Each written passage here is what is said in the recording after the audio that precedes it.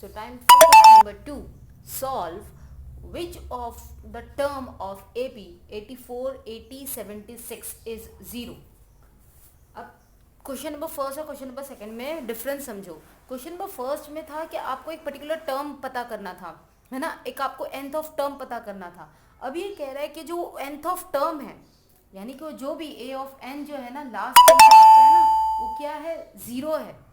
This could be said as the nth term or the last term. I have already told you. nth term or the last term. वो already आपका क्या दे रखा हुआ है, zero दे रखा है. तो आपको फाइंड करना है कि विच टर्म, मतलब वो टर्म नंबर कितना होगा. This is what we are actually going to find. Okay, so now what we are going to do is we will just first of all write it down how what are things has been given and what we need to find.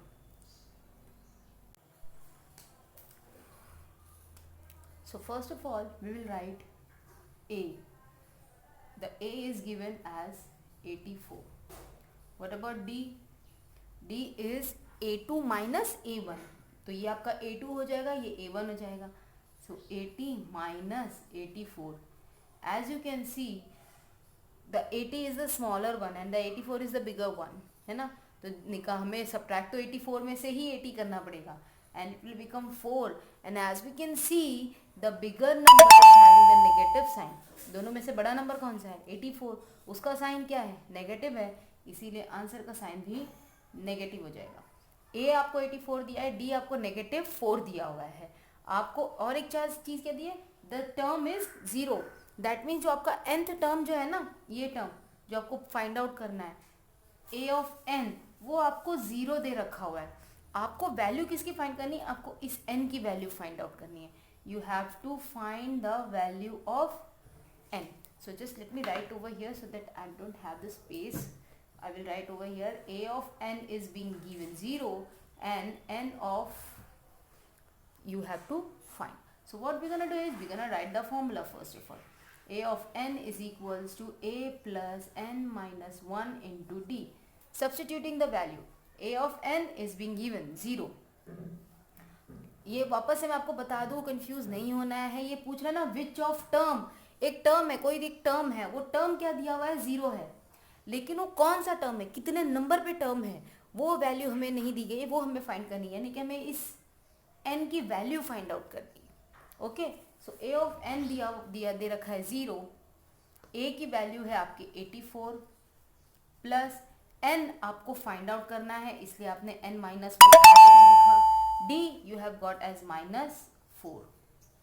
now since 84 is being adding, है ना, यहाँ पे क्या हो रहा है, plus sign के साथ में, वहाँ जाएगा तो क्या बन जाएगा, ये negative 84 is equals to n minus 1 into minus 4.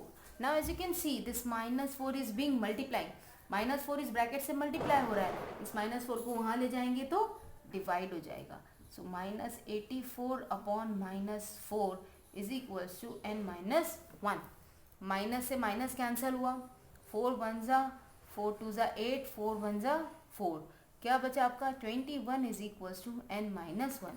हमें तो n की वैल्यू फाइंड आउट करनी है, माइनस 1 की कोई जरूरत नहीं है. So will shift that minus 1 also over there as it is plus, it is come over here with the plus, sorry minus sign is there, it will come along with the plus sign is equals to n.